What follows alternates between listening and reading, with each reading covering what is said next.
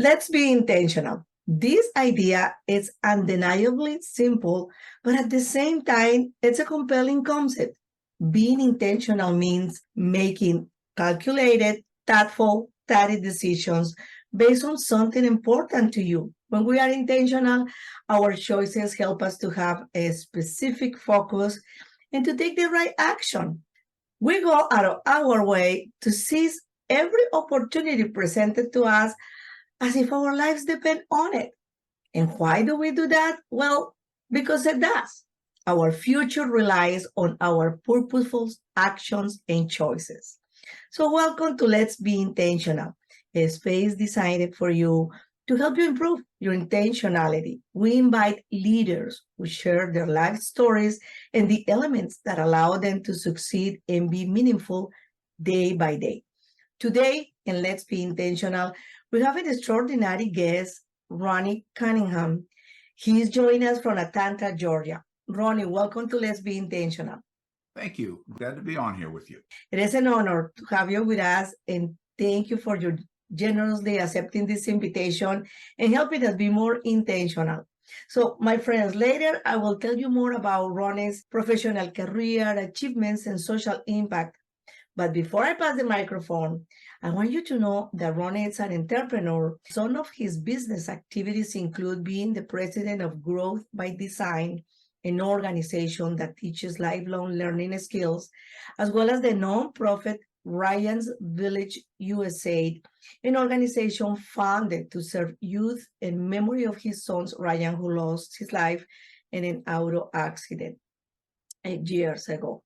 His vast resume has an interesting story that really catch our attention. He dropped out of high school in 11th grade and decided to work in his family business, a concrete business, for 9 months. However, he soon realized that hard labor was not what he wanted to do for the rest of his life, so he went back to school. Ronnie believes his best is yet to come, and he stated that he has definitely more work to do, and he hopes that have the energy to do it. So, okay, Ronnie, well, I'm taking notes here because I don't want to miss anything or that nothing goes unnoticed. Could you please elaborate on the inspiration behind all these professional business ideas? Can you share with us your why? Sure. My why is related to my upbringing. I was known as Bad Little Ronnie. Between kindergarten and 12th grade, I went to 13 different schools. I got in a lot of trouble. My parents broke up at an early age, and getting in so much trouble, I had a lot of my family members telling me that I was never going to amount to anything and that I was just always going to be a mess up. And I almost started to believe them. But fortunately, I had some members, my father's father, my mother's mother, a couple of uncles, just always tell me that I was special and that I was going to be somebody that God was going to do some incredible things for. Well, for a while, I kind of doubted that. I kind of laughed at them, but they just continued to love me, continue to lift me up, and continue to encourage me at every opportunity. And finally, I started believing in them, and that changed my whole paradigm. And what I did after that is I just started growing and started, you shared with me, I dropped out of school in the 11th grade. I left my home, my father's home, when I was 15. So I was just out for a long time on my own. And I got into not as much trouble as I grew older, but I needed to start changing my ways. So in changing my ways, that's when I decided to go back to school.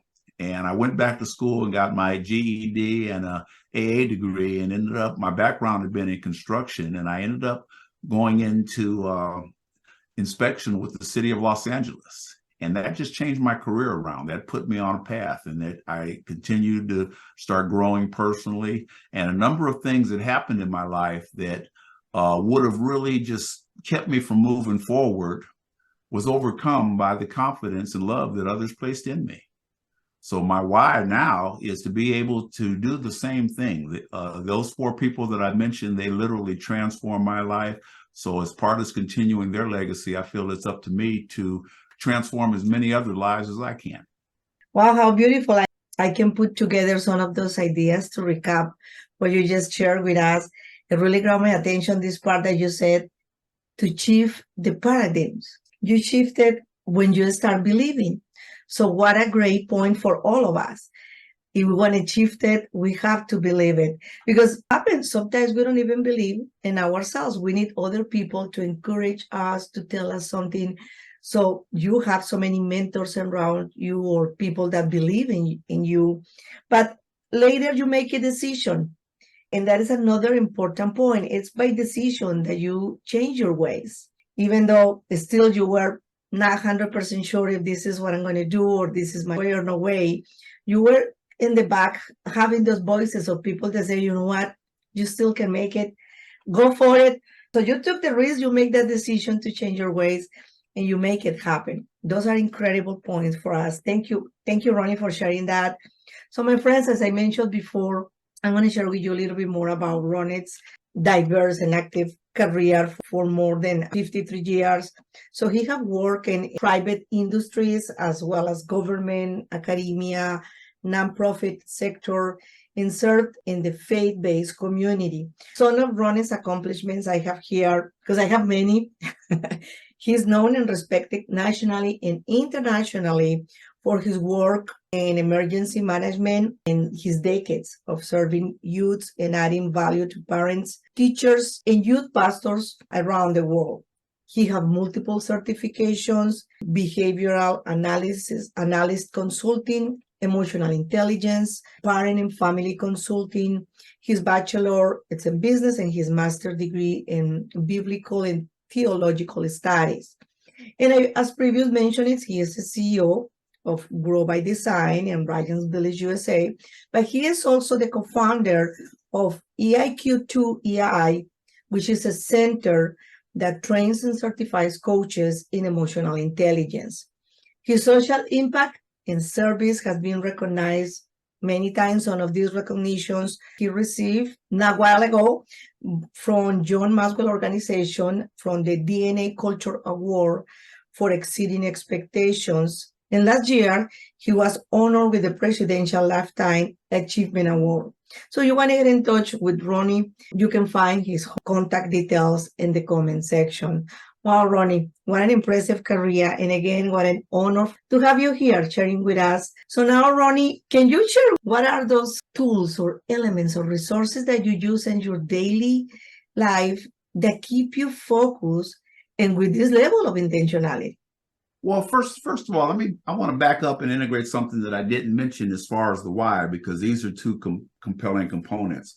What I didn't mention are some things that I kind of sometimes we don't like to mention things that we're most ashamed of. But like I said, I left my father's home when I was 15. So from 14 to 45, I was an alcoholic. And that was a part of my life. And this was a part of things that really made me realize that I needed to change. I was one of those that needed to stop my bad habits and change my life around, transformation. And that came about when I gave myself to Christ. And that was in 2000, in December of 1999.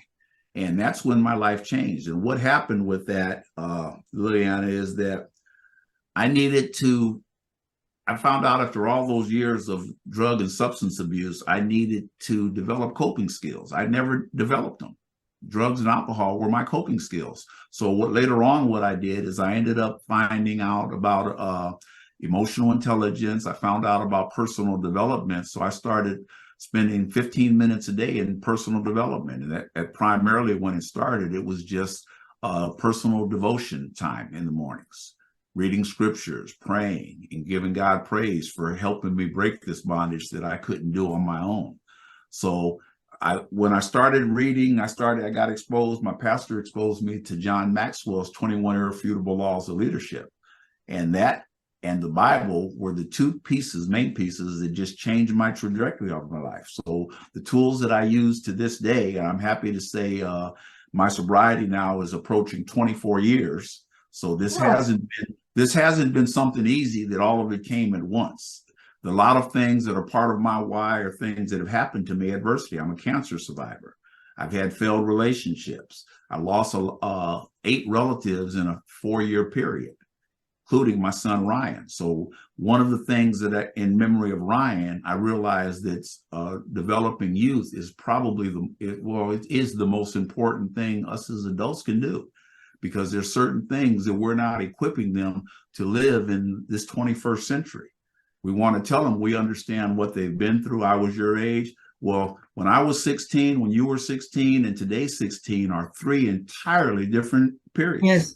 We have no clue what these youth are going through. So that's where my passion comes. And again, Ryan was, you said 8 years ago, but it was 15, 16 years ago when I lost Ryan. That was the most difficult challenge that I ever had to overcome. And one of the things that I found out, I was a professor at the community college level for 15 years. And one of the things in working with hundreds of students over the years and training in the city of Los Angeles is one thing that we're not taught about is emotional intelligence. And I want to tie that back in, because part of my problem, if we don't know how to manage our feelings and emotions, we become very vulnerable to some form of self-medication. It could be drugs, it could be alcohol, it could be sex, pornography, it could be bullying, shooting up churches or schools, whatever makes us feel good. It could be video games. It's an escape. And I want to drill on that because that was something that I lacked. And if I didn't have that, I became vulnerable to that's why I had the dependency. But again, going back to the why, what I do today, I spend time every single day in personal development. If I'm committed to serving the youth, I can't waste a day. I wasted 45 years of my life. So I'm in the fourth quarter. It's not like I'm at the midpoint of life. I'm in the fourth quarter. If I've got to do, or I got to allow God to do whatever he's going to do with me now, not later on. So after being out of school for 35 years, that's when I returned to get my bachelor's and my master's degrees. And I'm still studying because I want to be the best that I can. I want to be able to help them and help them avoid some of the challenges that held me back for so many years. Thank you, Ronnie. Well, I just taking notes here to recap a little bit and help myself and all the people that is following this interview, thinking about how important it is to learn from our experiences, not only to have experiences in life, but learn from them. Like you mentioned in the process of coping, those coping skills. What a great point for us as a leaders, because it's not only all that is affecting us, all this negative world that is around us, but it's also all those areas that we haven't developed. So that takes me to your personal development plan, 15 minutes a day. What an amazing point. It's just 15 minutes. So let's join Ronnie in this movement, the 15 minutes a day. Now you use it also for your praying time and your devotional with God and reflection and thinking about who am I and where I'm going. If some of you do know what we mean by the 21 irrefutable laws that Ronnie mentioned, we're talking about one of the great leadership books by Dr. John Maxwell. Ronnie mentioned to us that it's a great book that he's been using along with the Bible, and they really give him perspective and change his life, as he is a cancer survivor, and as probably most of us connect with Ronnie in the portion that we have lost so many relationships and we have moved. We just passed for some years of pandemic where we literally disconnect from so many people. And we are still in the process to connecting back with some people that we were connecting previous that, because most of the people have to do those shifts that you mentioned. I love that your perspective, Ronnie, that you said, I can waste time because we need to do it now. I truly agree with you. There is a sense of emergency. And now, can I inject something in here? Because you mentioned the 15 minutes of the day, and maybe I stopped at that. That's where it started out. But then 15 minutes turned into 30 minutes. 30 minutes turned into 60 minutes. 60 minutes turned into 120. Right? When I was in seminary, I was doing about 240 minutes or 4 hours a day of studying every single day. Now, what that does, that has a cumulative effect on that. Today, I spend about 2 hours in personal development. And what I need to do is I need to remind myself, you asked me earlier, some of the tools that I do. I have a tendency to go around the world and come back around. So bear with me. But some of the tools that I use, well, I obviously read the Bible. I read a lot. I read about 30 books a year. And I'm not a fast reader, but I take my time and I do it 365 days a year wherever I go. I have my little personal development plan here, which is the areas that I want to grow in. You're talking about being intentional. Every day I seek to grow spiritually, relationally, intellectually, physically in good health, and financially. Last but not Right. least, because I want to reach people all around the world, and it takes money to be able to do that. You know from doing the great work that you do, but it's intentional. And what happens in doing that, Liliana, for all those years, it's been 24 years now, I've continued to grow, and I continually to come up with new ideas and new contexts. I have some daily reminders that I remind myself. One of the things that I often believe is people need to be reminded more than instructed. That's one of my 6 daily reminder quotes. So I remind myself every day who I am, what I am. Remember, I went years for people telling me I wasn't going to amount to anything. And I'm not trying to, a lot of them were, may they rest in peace, but I have to remind myself of where I've been, and I never want to go back to being the person that I used to be because I didn't like that person. So I needed to change. But John Maxwell's quote is, growth is the only guarantee that tomorrow will be better. I believe in that. One thing that I want to share for the youth, though, and as far as being intentional, I wish that academia, parents, and the faith-based industry would adopt and live by a quote that one of my mentors, Dr. Paul R. Sheely, says. And that is, the true purpose of education is to liberate the personal genius within. The true purpose of education is to liberate the personal genius within. Now think about that. That means that there's genius in each of us. Now, I'm a person of faith, as I mentioned earlier. So my faith, we're all created in the image of God. So there's genius in every one of us. So we have to bring that genius forth.